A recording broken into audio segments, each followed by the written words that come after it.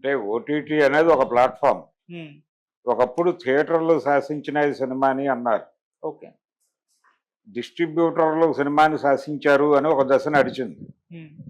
బయ్యర్లు ఒక దశలో శాసించారు. అంటే ఈ తరహా కంటెంట్ ఉంటేనే మేము కొంటాము, ఇలా ఉంటే మేము కొనము అనే పద్ధతులు. అంటే సినిమా తీసి మెడ్రాస్లో వచ్చినటువంటి బయ్యర్స్ కంటే అక్కడ హోటల్స్లో దిగినటువంటి బయ్యర్స్ని ఏజెంట్లు పట్టుకెళ్ళి సినిమా చూపించేవాళ్ళు. మెడ్రాస్లో ఇండస్ట్రీ ఉన్న రోజుల్లో జరిగిన విషయం చెప్తున్నా నేను. ఓకే. ఇది చాలామంది మెడ్రాస్తో సంబంధాలు ఉన్న వాళ్ళకి తెలుసు. మెడ్రాస్లో బయ్యర్లు హోటల్స్లో దిగేవాళ్ళు. దిగ్గానే ఏజెంట్లు వాళ్ళని అప్రోచ్ అయ్యి, గురుగారు ఫలానా చోట ప్రివ్యూ ఉంది వస్తారా అని చెప్పి ఒక 5-6 పోగేసి తీసుకెళ్ళి ఏదో చోట ఒక ప్రివ్యూ థియేటర్లో కూర్చోబెట్టి సినిమా వేసి చూపించేవాళ్ళు. అప్పటికి రెడీ అయిపోయి ఉన్నటువంటి ఒక 5-6 సినిమాలు వేసి చూపించేవాళ్ళు. చెప్పి ఏదో రేటు ఇంత అయితే పర్లేదండి అని ఏదో రేట్ మాట్లాడేవాళ్ళు. నచ్చితే కొనేవాళ్ళు, లేకపోతే వదిలేసి వచ్చేసేవాళ్ళు. శంకరాభరణం లాంటి సినిమా ప్రివ్యూస్లో 100 రోజులు సద్దినోత్సవం జరుపుకున్న సినిమా. ఫైనల్గా అది అవ్వక పర్సంటేజ్ బేసిస్లో లక్ష్మీ ఫిల్మ్స్ వాళ్ళకి ఇస్తే రిలీజ్ అయిన తర్వాత చాలా తక్కువ ధరకి కొన్ని ఏరియాల వాళ్ళు కొనేశారు.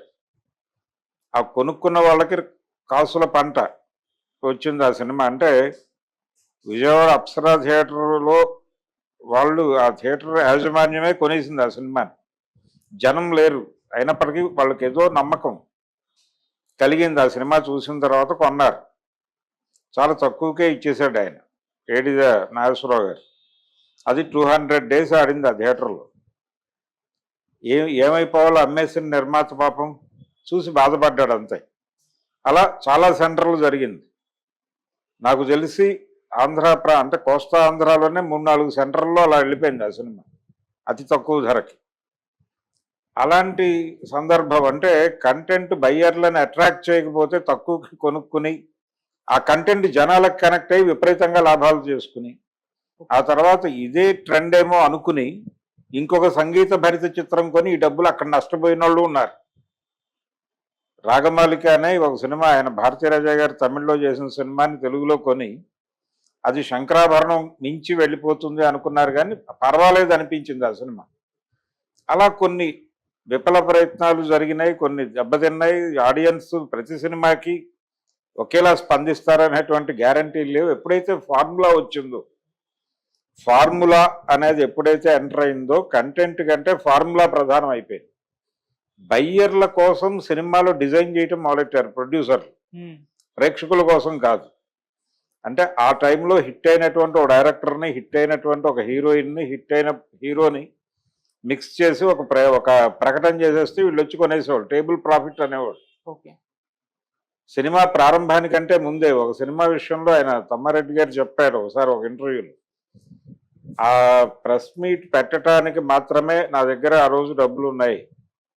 అక్కడ నేను చెప్పిన విషయాలు వాళ్ళకి కనెక్ట్ అయినాయి. అంటే మీడియాలో పేపర్లో వచ్చిన వార్త కనెక్ట్ అయింది. కనెక్ట్ అయ్యి వచ్చి కొన్నారు. అప్పుడు నేను సినిమా మొదలుపెట్టి సక్సెస్ఫుల్గా తీశానని. అలాగే జరిగాయి. అంటే బయ్యర్ల కోసం సినిమాలు నడిచినాయి కొంతకాలం. డిస్ట్రిబ్యూటర్ల ఇన్ఫ్లుయెన్స్తో సినిమాలు నడిచినాయి. సినిమాలు ప్రొడ్యూసర్ల ఇష్టానుసారంగా తీసినప్పుడు ఒక పద్ధతి నడిచింది. ఏదైనా థియేటరే సెంటర్ అప్పుడు. ఇప్పుడు ఆ పాత్రని ఓటీటీ వాళ్ళు తీసుకుని సినిమా ఎలా ఉండాలి అంటే వాళ్ళకి జడ్జి చేసుకోవటానికి ఒక ముందస్తు ప్రయోగశాలగా థియేటర్ అనేది మారింది. అంటే గతంలో ఏంటి, వీళ్ళు ప్రివ్యూ చూసి వీళ్ళ జ్ఞానంతో జడ్జిమెంట్కి వెళ్ళేవాళ్ళు. ఇది ప్రజలు చూస్తారు చూడరు అనే అభిప్రాయం వీళ్ళే చెప్పేవాళ్ళు. ప్రజలతో సంబంధం లేదు. ప్రజలు చూడరు అనుకున్న సినిమాని ప్రజలు చూసి ఆశ్చర్యపరిచిన రోజులు అనేకం ఉన్నాయి. ముత్యాల ముగ్గు సినిమా ప్రజలు చూస్తారని ఎవరో అనుకోలే. అది కూడా అలా రూపాయి పావులకి వెళ్ళిపోయింది సినిమానే బయటికి. కానీ థియేటర్లో జనాలకు కనెక్ట్ అయిపోయి 175 రోజులు ఆడింది. ముత్యాల ముగ్గు సినిమా ఒకటే కాదు, సంపూర్ణ రామాయణం సినిమా పరిస్థితి అదే. మొదటి వారం రోజులు జనం లేరు. తాత మనవడు దాసరి గారి మొదటి సినిమా, దానికి మొదటి వారం జనం లేరు. నెమ్మదిగా పికప్ అయిన సినిమాలు అనేకం ఉన్నాయి, ఇలాంటి లిస్టు చెప్పుకుంటే. సో ఈ కండిషన్లో ఇప్పుడు టెస్టింగ్కి ఒక అవకాశం దొరికింది వాళ్ళకి. అందుకని ఓటీటీ వాళ్ళు ఏం చెప్తున్నారు, ఇంతకుముందు ఓటీటీలు స్ట్రైట్ కంటెంట్ కొన్నాయి.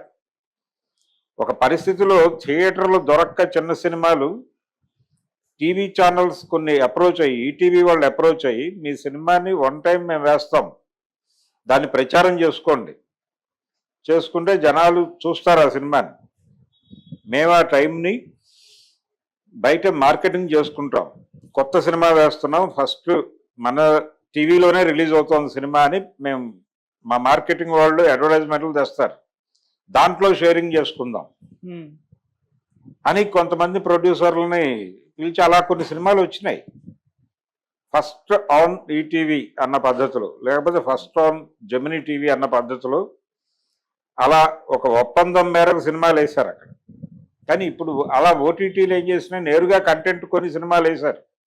ఇప్పుడు నారప్ప సినిమా వెంకటేష్ గారిది ఓటీటీలోనే కదా రిలీజ్ అయింది, థియేటర్లో కాదు కాదు.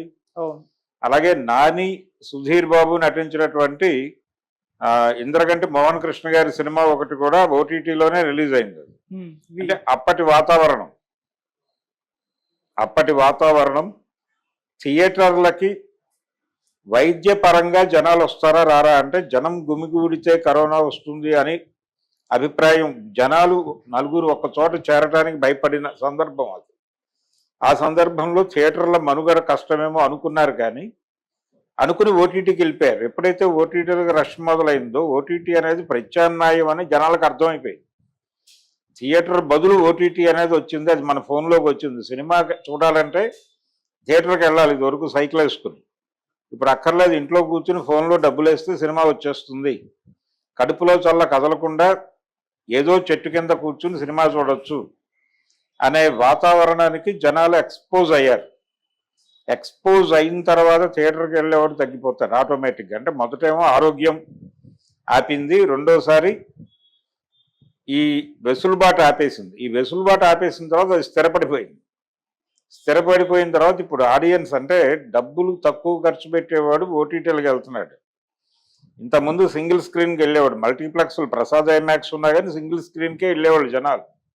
అక్కడికి వెళ్ళే జనాలు అక్కడికి వెళ్ళేవాళ్ళు, డబ్బులు ఉన్నవాళ్ళు అక్కడికి వెళ్ళేవాళ్ళు, డబ్బులు లేనివాళ్ళు, తక్కువ డబ్బులు సంపాదించుకునేవాళ్ళు సింగిల్ స్క్రీన్ని యాప్ చేసుకునేవాళ్ళు.